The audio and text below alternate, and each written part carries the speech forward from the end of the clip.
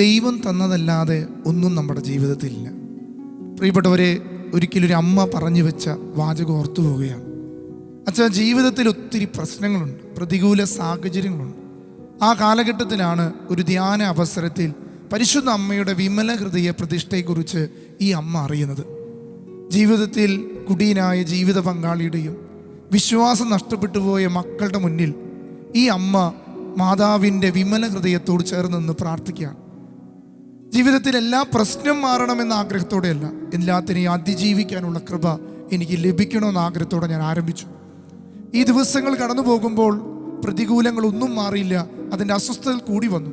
എന്നാൽ ഞാനത് പൂർത്തീകരിക്കാൻ തീരുമാനിച്ചതുകൊണ്ട് എൻ്റെ ആത്മീയ ജീവിതത്തിൽ വിമല ഹൃദയ പ്രതിഷ്ഠ ഒരു അനുഗ്രഹമായി മാറി. പിന്നീട് ജീവിതത്തിൽ ഈ പ്രതിഷ്ഠ കഴിഞ്ഞ് വർഷങ്ങൾ കഴിയുമ്പോഴേക്കും ജീവിത പങ്കാളിയുടെ മാനസാന്തരവും മകൻ്റെ വിശ്വാസ ജീവിതവും വർദ്ധിച്ചു. വിശുദ്ധ ലൂയി ഡി മോൺഫോർട്ട് പറയുന്നുണ്ട്, ഒരു യഥാർത്ഥ മരിയ ഭക്തൻ തൻ്റെ വിശ്വാസത്തിൽ ഉറച്ചു നിൽക്കുമ്പോൾ ക്രിസ്തുവിനെ നോക്കുന്നവന് ക്രിസ്തു അനുഭവങ്ങളുണ്ടാകും.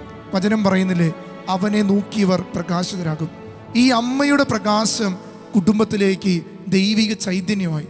പ്രിയപ്പെട്ടവരെ, ഈ വരുന്ന ജൂലൈ 13 മുതൽ ഓഗസ്റ്റ് 15 വരെ എല്ലാ അമ്മമാരും എല്ലാ അപ്പച്ചന്മാരും ഒരുമിച്ച് ചേർന്ന് നമ്മുടെ കുടുംബങ്ങളെ മാതാവിൻ്റെ വിമല ഹൃദയത്തിന് പ്രതിഷ്ഠിക്കുകയാണ്.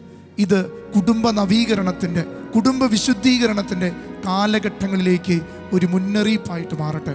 അനേകം മാർപ്പാപ്പമാരുടെ കയ്യൊപ്പുള്ള യഥാർത്ഥ മരിയ ഭക്തി എന്ന പുസ്തകത്തിൻ്റെ ആഴത്തിലൂടെ കടന്നു പോകുമ്പോൾ ഇത് നമ്മുടെ കുടുംബങ്ങൾക്ക് ഒരു ആശ്വാസവും കൃപയുമായി മാറും. അതിനായി നമുക്ക് ഒരുമിച്ച് പ്രാർത്ഥിക്കാം, ഒരുമിച്ച് ആരാധിക്കാം.